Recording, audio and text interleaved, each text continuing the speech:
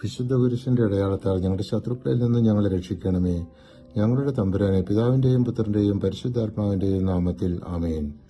വിശുദ്ധ യോഹന്നാൻ 2-ാം അധ്യായത്തിൽ 2 പ്രധാന സംഭവങ്ങളാണ് രേഖപ്പെടുത്തിയിരിക്കുന്നത്. കാനായിലെ വിവാഹം, ദേവാലയ ശുദ്ധീകരണം. യേശു തന്റെ ആദ്യ അത്ഭുതം കാനായിലെ വിവാഹത്തിൽ നടത്തുന്നു. വെള്ളം വീഞ്ഞായി മാറ്റി തന്റെ ദൈവിക ശക്തി പ്രകടിപ്പിക്കുന്നു.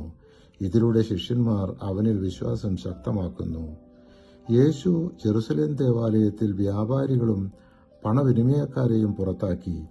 എന്റെ പിതാവിന്റെ ആലയത്തെ വ്യാപാരാലയമാകരുതെന്ന് പ്രഖ്യാപിച്ചു. ഇതിലൂടെ ദേവാലയത്തിന്റെ പരിശുദ്ധി സംരക്ഷിക്കേണ്ടതിന്റെ പ്രാധാന്യം വ്യക്തമാക്കുന്നു. വിശുദ്ധ യോഹന്നാൻ 3-ാം അധ്യായത്തിൽ യേശുവിന്റെ ആത്മീയ ഉപദേശങ്ങളും രക്ഷയുടെ വഴിയും വളരെ വ്യക്തമായി അവതരിപ്പിക്കുന്നു.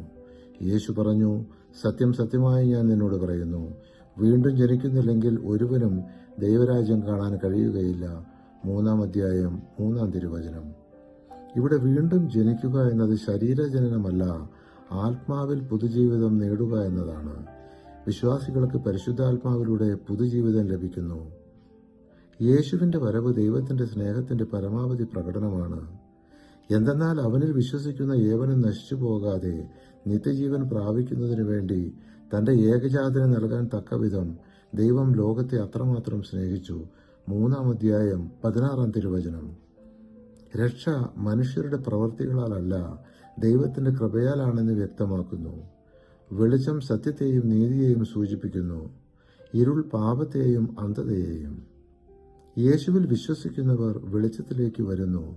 യേശുവിൽ വിശ്വസിക്കുന്നവർക്ക് നിത്യജീവൻ ഉറപ്പാണ്. അവനെ നിരസിക്കുന്നവർ വിധിയിൽപ്പെടുന്നു.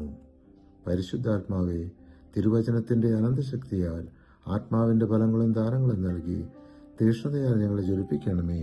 ആമേൻ.